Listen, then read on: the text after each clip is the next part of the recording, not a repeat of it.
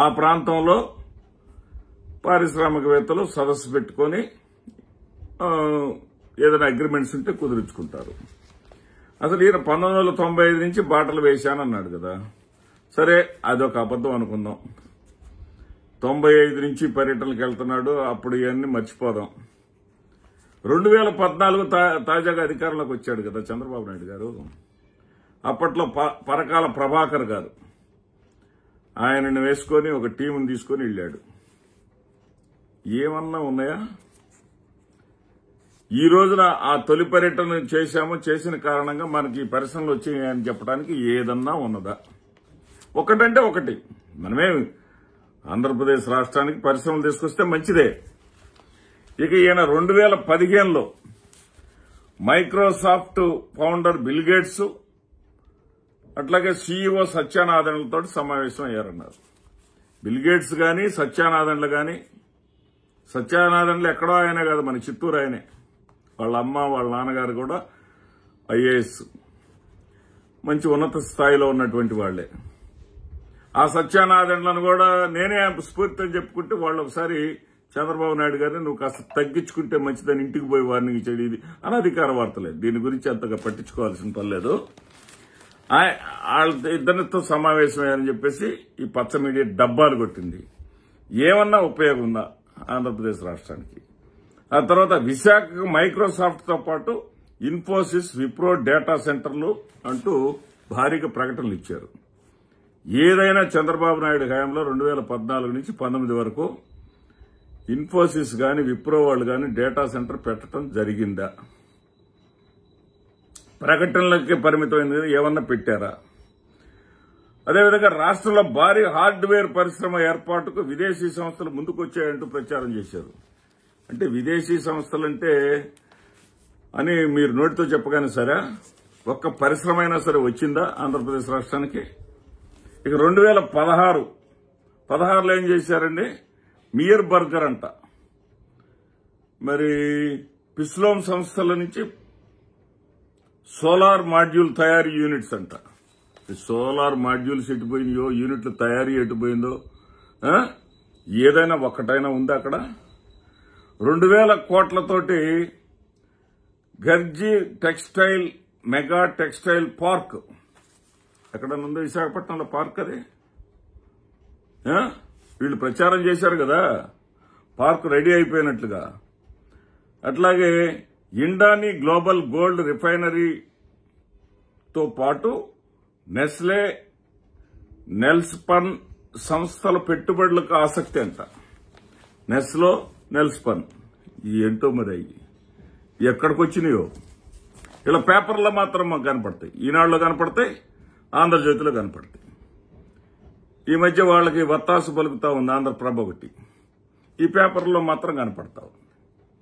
ఇక 2017లో IT, health care రంగాల్లో general Atlantic 43,000 కోట్ల పెట్టుబడులంట. ఎక్కడన్నా వచ్చినాయండి? 43,000 సంగతి దేవుడు ఎరుగు. 4,300 కోట్ల పెట్టుబడులు అయినా వచ్చినాయా? 100 కోట్ల పెట్టుబడి ఏమైనా వచ్చిందా అక్కడికి? విశాఖలో యూకేకి చెందినటువంటి ఇంటర్నేషనల్ హాస్పిటల్ 500 పడకల ఆసుపత్రి ఎక్కడ కట్టారు? సముద్రంలోకి కలిసిపోయిందేమో ఆడ కడితే. అట్లాగే విశాఖ ఫార్మాసిటీలో నోవార్టిస్ R&D కేంద్రం ఏర్పాటు చేశారా? ఇక్కడ వచ్చిందా? ఎందుకండి ఈ కబుర్లు ఏదో సామెత చెప్పినట్టుగా? తర్వాత 2018లో వెళ్లారండి. కృష్ణపట్నం వద్ద సౌదీ ఆరాంకో చమురు శుద్ధి కర్మాగారం అంట. చమురు శుద్ధి కర్మాగారం ఉందే అక్కడ. గూగుల్, యాక్సెంచర్ డేటా సెంటర్లు రాష్ట్రంలో ఏర్పాటు. అంతకుముందు వాటికే దిక్కు లేదు. 2016 వాటికి, మళ్లీ 18లో డేటా సెంటర్లు అంట. 16లో వాటిని పెట్టింది లేదు, ప్రచారానికి ఆగిపోయినాయి. మళ్లీ 18కి వచ్చేసరికి మళ్లీ డేటా సెంటర్లు ఏర్పాటు. తర్వాత ఆర్టిఫిషియల్ ఇంటెలిజెన్స్ హిటాచీ పెట్టుబడులు, ఏఐ హిటాచీ పెట్టుబడులు అంట. ఎక్కడా ఒక్క రూపాయి పెట్టుబడి లేదు. తర్వాత 2019లో కూడా ఉన్న కొద్ది కాలంలో కూడా ఒక ట్రిప్ పోయి ఇచ్చారు.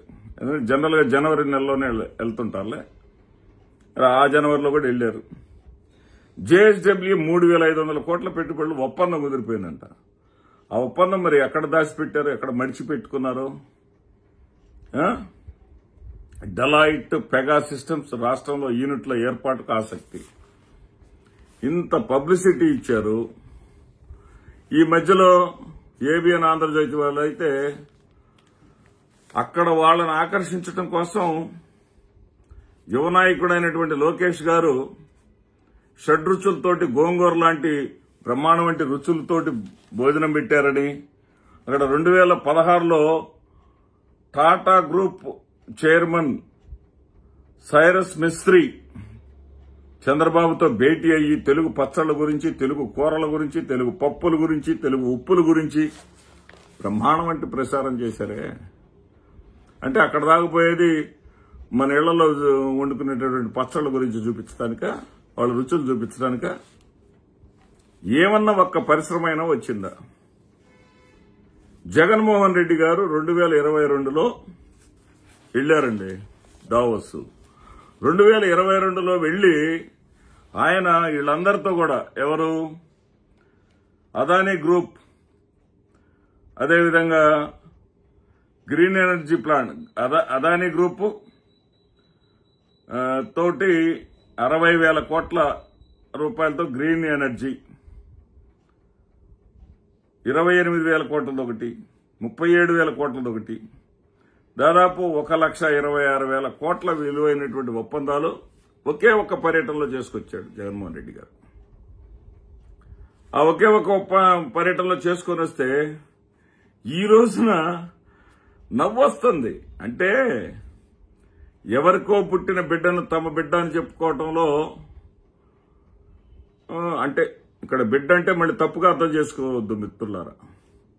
ఎవరికో వచ్చిన ఆలోచనను, ఎవరో చేసిన పనిని తన పనిగా చెప్పుకోవటం అన్నదే చాలా అసహ్యంగా ఉంటుంది. జగన్మోహన్ రెడ్డి గారు అదానీ గ్రూప్ తోటి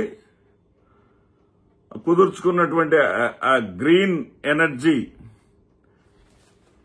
దాన్ని వచ్చేసి గ్రీన్ ఎనర్జీ ప్లాంట్స్ ఏర్పాటు చేయటం అనేది ఉందే, దానికి బీజం వేసిన ఆయన జగన్మోహన్ రెడ్డి గారు. దాని గురించి తానేదో సాధించినట్టుగా చంద్రబాబు నాయుడు గారు ఈ రోజు చెప్తున్నాడు. ఎట్లా ఉందంటే ఈ ఎలివేషన్స్, వీళ్ళ కథలు చూస్తూ ఉంటే ఈ చంద్రబాబు నాయుడు గారు ఆయన సుపుత్రుడు, ఎందుకనో మరి దత్తపుత్రుడిని దావోస్ దాకా తీసుకెళ్ళా, సుపుత్రుని మాత్రం తీసుకెళ్లాడు, సొంత పుత్రుని మాత్రం. సొంత పుత్రుని తీసుకెళ్తే ఈయనెవరో అక్కడ ఒక లేడీ తోటి కూర్చోగానే ఆ ఫోటోలు, ఆ లేడీ తోటి ఏదో కూర్చున్నారంట. ఏం ఒప్పందమో తెలియదు. వాళ్ళ ఛానల్లో యూట్యూబర్స్, వాళ్ళని సపోర్ట్ చేసేటటువంటి యూట్యూబర్సే సిల్లీ ఒప్పందాలు అని చెప్పేసి వాళ్లే కొంతమంది టీడీపీకి అనుకూలంగా పనిచేసేటటువంటి యూట్యూబర్సే పెడతా ఉంటాం, మనం చూస్తాం. అంటే ఎంత సిల్లీగా ఉందంటే, ఇక్కడ ఖమ్మంలో ఒక సామాజిక వర్గం వాళ్ళు ఎక్కువగా కలుస్తూ ఉంటారు. ఆ ఖమ్మంలో కలిసే చంద్రబాబు నాయుడు గారి అభిమానులుగా ముద్రపడినటువంటి వాళ్ళు జగన్మోహన్ రెడ్డి గారిని లేపేస్తే 50 లక్షల రూపాయలు ఇస్తానని చెప్పి సఫారీ ప్రకటించారు.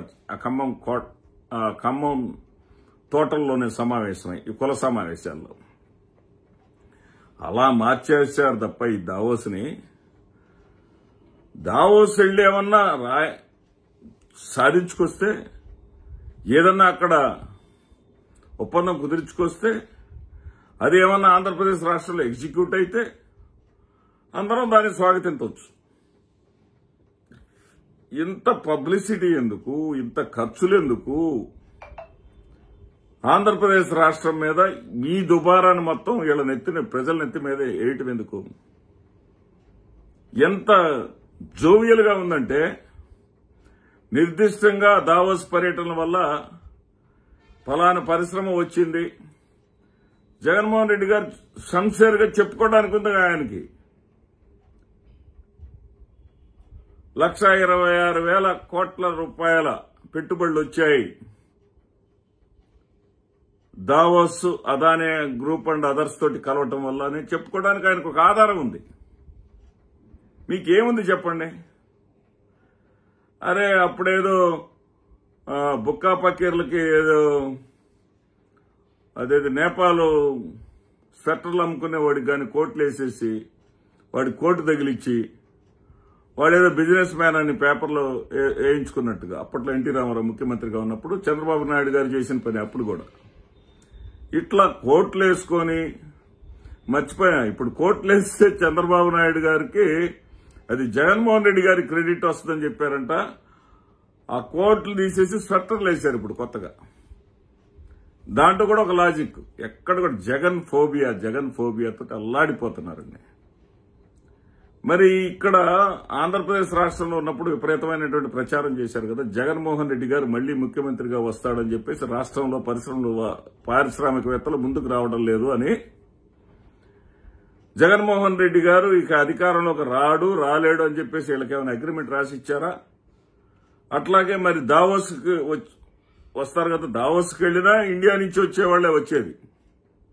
ఎందుకంటే పారిశ్రామికవేత్తలు మొత్తం కూడా ఒక కాస్త రిలాక్సేషన్ గా కలిసేటటువంటి ప్రదేశం మాత్రమే దావోస్ అంటే అక్కడేదో పరిశ్రమలు, అక్కడ కనీసం ఉండటానికి ఇల్లు కూడా దొరకదు. అక్కడ ఎక్కడ చూసినా కంపెనీలే ఉంటాయి, అక్కడ ఏమీ ఉండదు. అక్కడ తీసుకొచ్చి ఇదిగో మా వాళ్ళందరూ కూడా పచ్చళ్ళు తయారు చేస్తున్నారు. ఒకప్పుడు ఏమీ దొరికేవి కాదు, నేను అలవాటు చేశాను, మీరు ఇక్కడికి వచ్చారు, మీరు ఇక్కడికి వచ్చిన తర్వాత ఇక్కడ బ్రహ్మాండంగా పచ్చళ్ళు దొరుకుతున్నాయి, మన ఆంధ్ర రుచుల్ని ఇక్కడ పరిచయం చేశారు. ఆంధ్ర రుచుల్ని ఈ దావోస్ లో పరిచయం చేయడానికి కూడా కారకుండా నేనే, ఆ క్రెడిట్ కూడా నాదే. ఇది ఎక్కడి సోద్యం అయ్యా బాబు? ఆంధ్రప్రదేశ్ రాష్ట్ర ప్రజలకేంటి, మీరు తెచ్చిన పరిశ్రమలేంటి?